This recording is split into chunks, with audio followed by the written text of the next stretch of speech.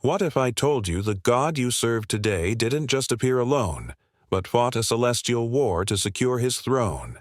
That Elohim, the deity once known to Cael, Daro, and Simon, once stood in a divine council before rising as the only surviving power from a clash of heavenly titans? This isn't blasphemy.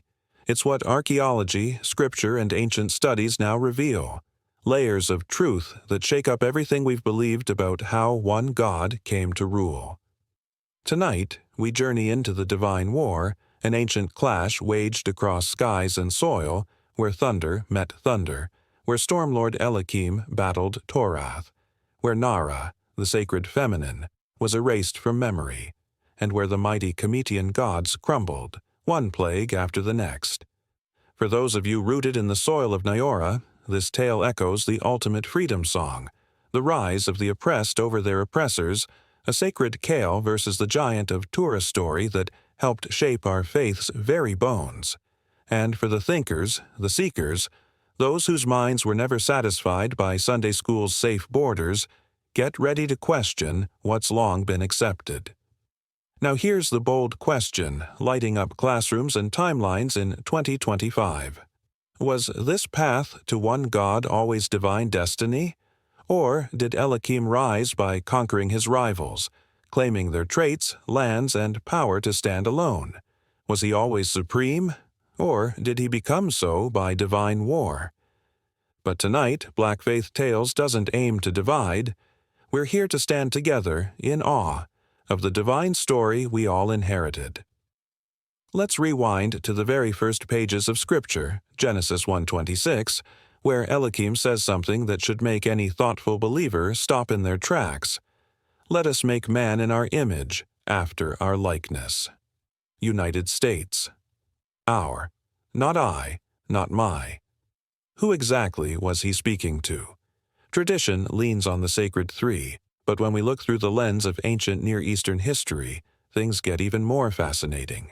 That us may be a leftover echo from a time when Elohim sat in a divine council, shoulder to shoulder with other powerful beings, long before he ascended to unmatched supremacy.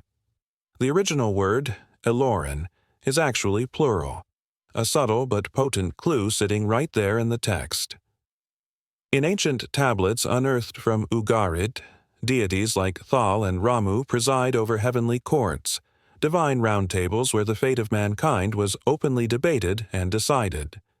What if Elohim wasn't always the lone authority but once held just one seat in a cosmic assembly, before orchestrating the most dramatic coup in spiritual history? For those descended from souls who endured the Middle Passage and found strength in Elohim's name, this story hits a familiar note. Nyoran spiritual traditions have long embraced a divine network, Arishai, spirits, guides, working together, sometimes clashing, shaping destiny. The high houses of Nyora, with their intricate interwoven deities, bear striking resemblance to these ancient heavenly courts described in the East. And right here on Black Faith Tales, we're peeling back the veil to see what's been hidden in plain sight. The prophet Habakkuk puts it bluntly in chapter 3, verse 3. God arrived from Teman, the Holy One from Mount Paran. His brilliance filled the skies. His praise shook the earth. Teman and Mount Paran lie south of Israel, deep in rugged Midianite lands. That matters because it hints that Yahweh's roots weren't in Canaan's fields, but in the fierce terrain where nomads fought to endure. Moses, remember, lived 40 years in Midian, married into its people, and heard his divine calling from a burning bush in its wilderness. So, is it possible Yahweh began as a Midianite storm god introduced to Israel through Moses? For African Americans over 55, that image hits home. A wandering god in hard country, much like your ancestors endured and overcame. Just like they found power in the God of Moses through slavery and the civil rights era, Yahweh rose from forgotten deserts to take on the strongholds of oppression. This was the God who humiliated Pharaoh's magicians and broke the pride of empires, turning suffering into a call for freedom. That is your inheritance. your sacred legacy of resilience. And for those who can't stop asking deeper questions, look at Yahweh's parallels. Thor with his hammer, Zeus with his lightning, Indra with his storms. Each ruled their pantheons, yet only Yahweh remains. Why?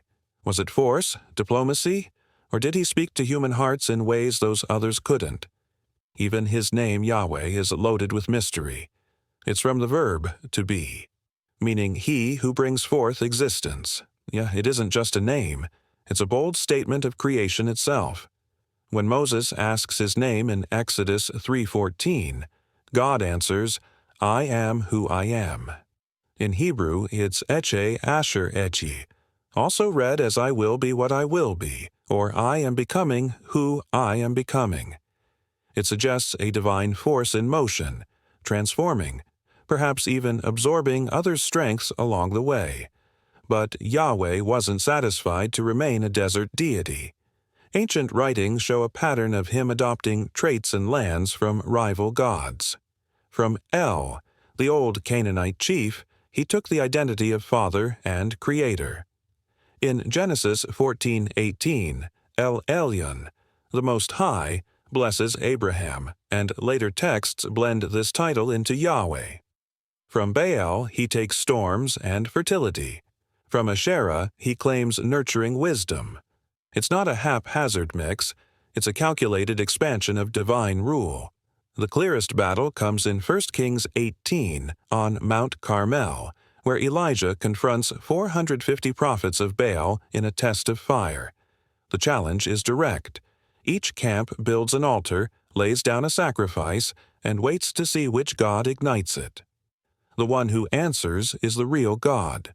The tension was overwhelming, the pressure unmatched, and what followed left no room for doubt. The prophets of Baal chanted, danced, and even sliced their skin with blades until they bled. Yet the sky remained silent.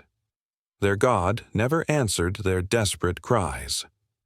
Elijah calmly approached, drenched the altar in water 3 separate times, and whispered a brief prayer. In an instant, fire descended from the heavens, devouring not just the offering but the stones, soil, and the soaked trench beneath. The crowd collapsed in awe and shouted, Yahweh is God! Yahweh is God! But this moment wasn't only about faith proven by divine fire from above. It was the peak of a devastating drought, one Yahweh had orchestrated to directly undermine Baal's reign. Remember, Baal was believed to control storms and bring the rain. Yet, when the skies dried up, so did belief in his divine authority. And once Yahweh's blaze fell and the rain returned, Baal's reign ended in public disgrace. One deity of storms had outclassed another in full view of the people. For the descendants of those who sang spirituals in the fields, this strikes a familiar chord of divine justice. A God who overthrows tyrants, uplifts the oppressed, and turns silence into deliverance. The same God who hardened Pharaoh's heart and liberated slaves, who gave strength to Tubman and vision to Dr. King. History echoes with this divine rebellion against injustice, running like a sacred current through time. For critical thinkers consider how this wasn't just theology, it was political resistance. Ahab and Jezebel's devotion to Baal introduced foreign gods and values that endangered Israel's core identity. The fire and drought weren't only miracles, they were divine protests against cultural colonization. Yahweh's wind defended more than belief. It guarded the people's very soul. But Baal wasn't Yahweh's sole competition in this cosmic clash. The goddess Asherah stands out as a profound and controversial opponent. Unlike her male counterparts who fell in battle, Asherah had to be written out of memory. Excavations show she wasn't just a footnote. She was worshipped alongside Yahweh in ancient shrines. Figurines of her were uncovered in homes across Israel and Judah, proving she was once deeply cherished. But as scripture evolved, her name was stripped and her image burned as blasphemy. In 2 Kings 23, Josiah purges her wooden image from Yahweh's own temple and sets it aflame. The deletion of her worship, the revision of her story, and her fall from goddess to forbidden relic was a masterclass in spiritual censorship. For older Black women, this erasure reflects a deeper legacy of silencing feminine power. Yet, Asherah once stood for wisdom, life, and care, the same strengths that carried your grandmothers through impossible odds. Her spirit lingers in the biblical Lady Wisdom, in Marian devotion, and in sacred memory. For those skeptical of traditional readings, her vanishing act forces bold questions. If Asherah was scrubbed from the record, what other gods were quietly removed? What parts of divine history were reshaped to fit a new religious script? These aren't criticisms. They're paths to richer spiritual discovery. No moment in Scripture illustrates divine domination more vividly than Yahweh's dismantling of Egypt's gods through the Exodus plagues. These weren't just random disasters. They were spiritual warfare with purpose. The first plague polluted the Nile, directly confronting Hapi, its guardian deity. The frogs of Plague 2 mocked Heket, the frog-headed bringer of fertility. Plague 3's gnats defiled the clean rituals of Egypt's priests. The flies in Plague 4 disgraced Kepha, the scarab god of rebirth. Dead livestock in Plague 5 struck at Hathor and Apis, sacred animal gods. The boils of Plague 6 exposed Thoth's healing power as a fraud. Plague 7's hail proved Nut, goddess of the skies, couldn't shield her people.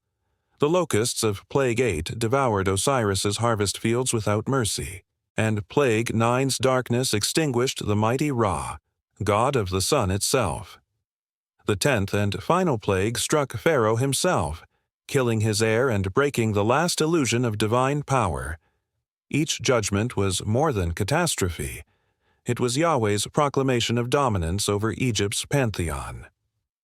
By the time Moses split the sea and crushed Pharaoh's army, the gods of Egypt were humiliated, their priests exposed as impotent, their temples void of power. For African American descendants of slaves, this isn't just a story, it's a legacy.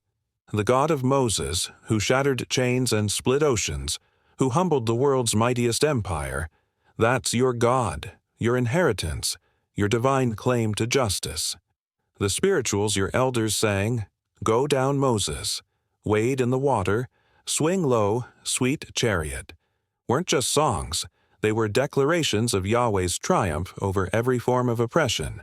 For those digging deeper, understand that defeating Egypt had geopolitical consequences. Egypt held control over trade, technology, and cultural hegemony across the ancient Near East. When Yahweh overcame their gods, he wasn't merely winning a theological contest, he was realigning the power structure of the entire region.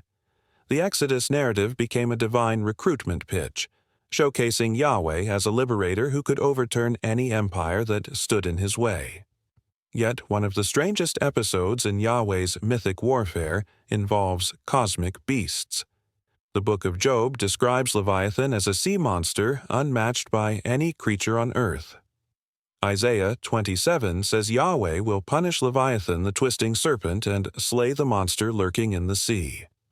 Psalm 74 celebrates how God smashed Leviathan's heads and fed them to the wild things.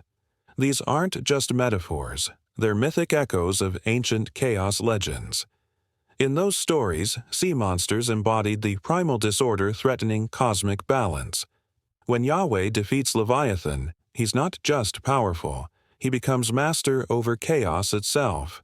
These battles operate on a scale beyond earthly realms, portraying Yahweh as a cosmic sovereign feared by all. But here's where things get tense. The shift from many gods to one wasn't always peaceful or purely inspired. Archaeology and close reading of Scripture point to a long campaign of redaction and narrative control. When the Babylonian exile shattered Jerusalem in 586 BCE, theologians were forced to make sense of defeat. How could Yahweh lose if he was the only true God? Their solution was theological brilliance cloaked in strategy. Rather than admit foreign gods had won, scribes claimed Yahweh had allowed the loss as discipline for disobedience. Instead of acknowledging divine rivals, they declared all others were fake, mere shadows compared to Yahweh. This rebranding demanded serious textual surgery. Sections that once hinted at divine counsels were reframed as Yahweh speaking alone. Mentions of other gods were edited to mock their impotence, not their existence. Ancient conflicts between deities were turned into moral parables. Scholars now refer to this as the work of the Deuteronomistic editors, those who reshaped Israel's history to match the rising theology. For African Americans who inherited oral wisdom that resisted erasure, this editorial rewriting hits home. Just like your ancestors preserved memory despite forced silence, the echoes of Israel's earlier beliefs persisted. Books of wisdom kept traces of feminine divinity. Psalms retained glimpses of Yahweh among other celestial beings. Artifacts buried beneath the soil still told truths that text tried to bury. For those raised on sola scriptura, Scripture alone, this raises vital questions. If Scripture was edited for doctrine, how do we separate divine truth from human filter? These aren't threats to belief, they're calls to deeper, braver study. The prophets were central in enforcing this theological transformation.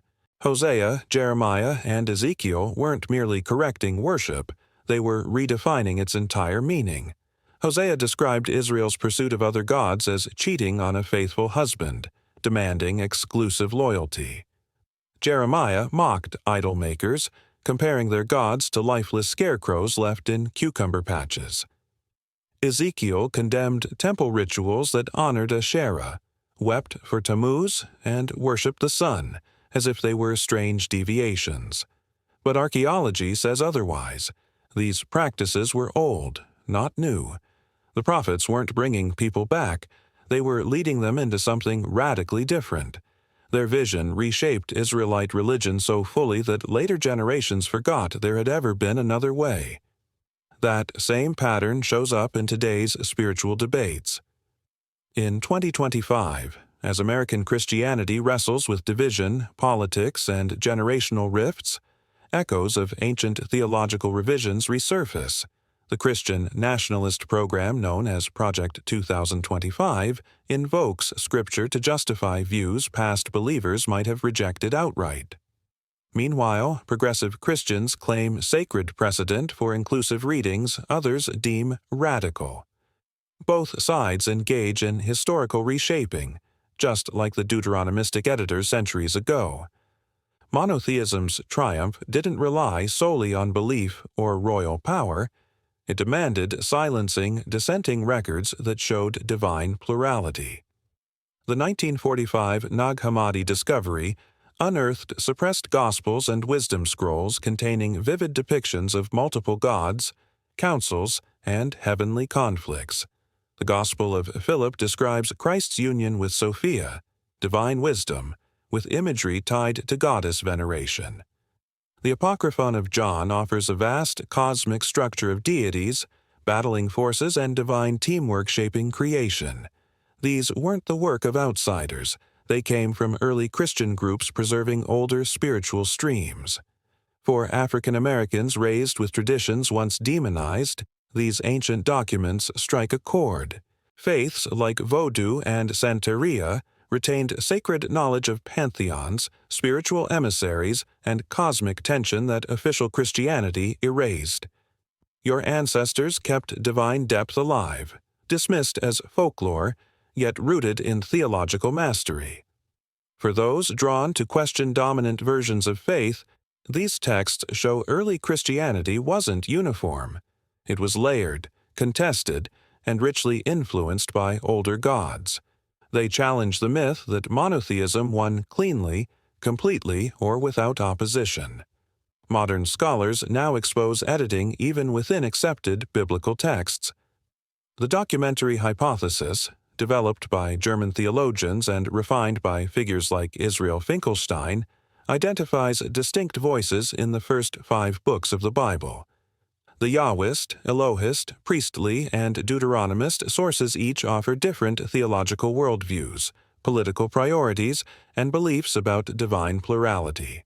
When editors merge these traditions into what we now call the Bible, they often stitch together contradictory versions, revised narratives, or omitted ideas that clashed with monotheism.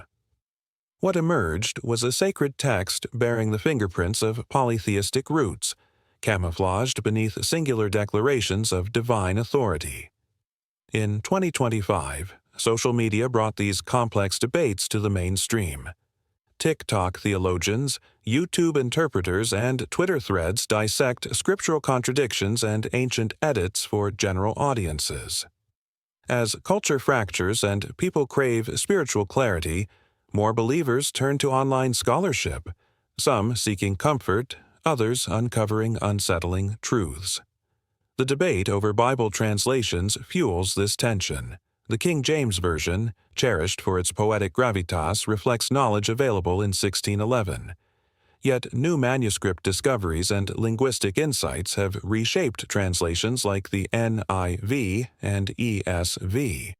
These modern versions attempt to correct the record, but to some, they feel like revisions of divine truth rather than recoveries.